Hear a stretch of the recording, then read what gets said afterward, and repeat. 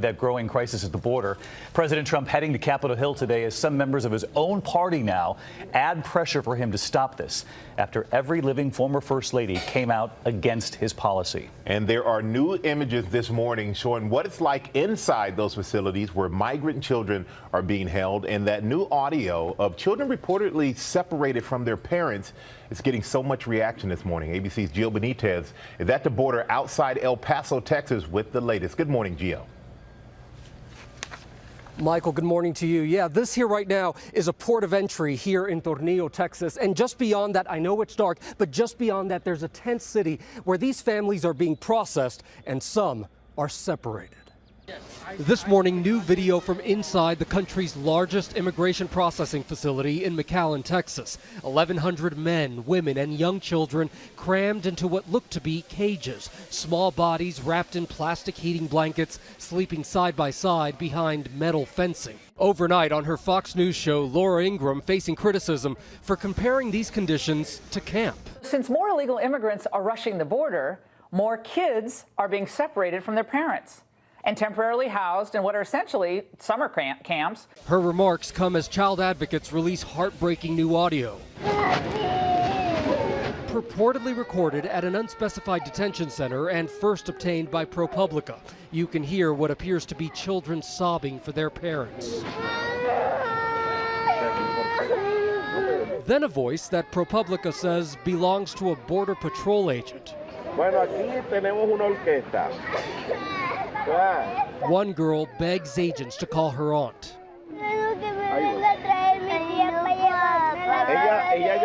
The administration says all children in federal care are well looked after. We operate according to some of the highest standards in the country.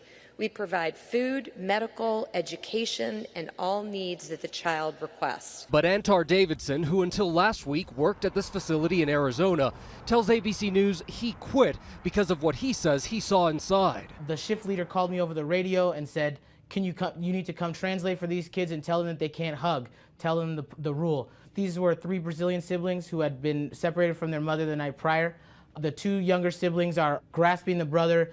Everyone is crying. The brother is trying to stay strong, but also just weeping. Southwest Keys, the organization that runs the center where Davidson formerly worked, telling ABC News it has experienced, trained staff to provide comfort and counseling and to help the child feel more comfortable. Hugging is absolutely allowed. But that wasn't the experience of one of the premier pediatricians in the country. Dr. Colleen Kraft, head of the American Academy of Pediatrics, tells us not only was there no hugging in the shelter she toured, it was simply child abuse. When these children are exposed to these toxic stress chemicals for long periods of time, without that caring adult to help them out, we know this disrupts their brain architecture and it disrupts their development. Some kids separated from their families now ending up with American foster parents, like this couple in Michigan who asked us not to show their faces, taking care of a 10-year-old Guatemalan boy. His father was then taken away in what he described as handcuffs behind his back.